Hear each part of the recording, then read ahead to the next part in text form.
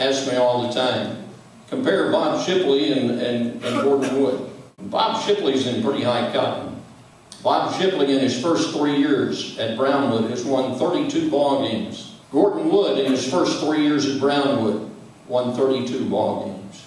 Bob Shipley dresses a little bit better.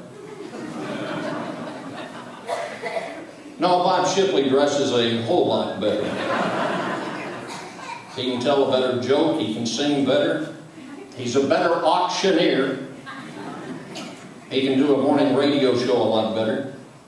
He can preach better. He can play the piano and he can play the guitar better. And he can coach some pretty good football as well. In August, my father was diagnosed with terminal cancer. And I told the coaching staff this. I didn't talk about it much to the kids, but confided in many of my coaches, tearfully many times. And the one thing that they always told me without exception was, Coach, no regrets. No regrets. And so I wasn't here as much as I should have been, maybe, on the weekends and times when I had the opportunity to go down and spend my last few precious hours with him. And I just appreciate these coaches for allowing me to do that and continuing to carry the torch. And I just want to tell you, they are incredible. They are the Brownwood Lions. They are what makes us successful. It's not Bob Shipley by any stretch of the imagination. After the Wiley game, I about as low as I've ever been as a coach. I said publicly, Derek, I told you, I was acting like a big old baby. I was. I was being selfish. I was embarrassed. And I took it out on the kids, and I told them that I was so sorry for that. And I hope that they learned a lesson from me, and that is how not to handle defeat. And so I just made up my mind, you know what, I told them, guys, I'm not having any fun. And if I'm not having any fun, I know you're not having any fun.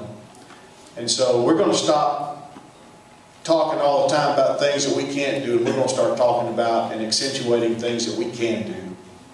And from that moment on, I think our season changed.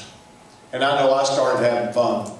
And I started putting my arm around these guys. And of course, these coaches do it all the time anyway, but I have been neglecting that part of my job, I'm embarrassed to say. And I started seeing these kids in a whole different light. And I started seeing things in them that I didn't look for before. And I can tell you that I grew as a man an incredible amount. And I learned to come and appreciate these kids and what they were doing. And they were playing as hard as they could.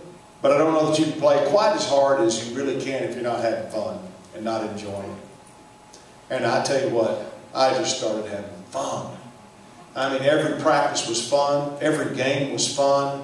And I really think the guys started having fun. And when I stopped dogging them all the time and started loving them all the time, the whole season changed. And that's a tribute to them for showing me the reality of what it means to be a real football coach. I appreciate you guys, and I'll never forget you for that. And I love you. And I'm thankful that you put up with me through half of the season when I wasn't much fun to be around. I just want you to know that there's an incredible amount of work to make this happen, and I'm not the one that does it.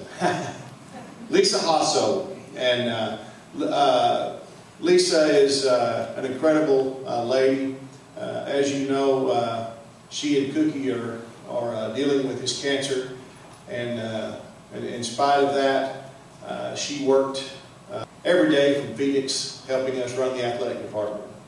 And so I love she and Cookie, and they are an incredible part of Brownwood Line and Lady Line athletics. So I'd like for you, if you would, to let Lisa know how much you appreciate her.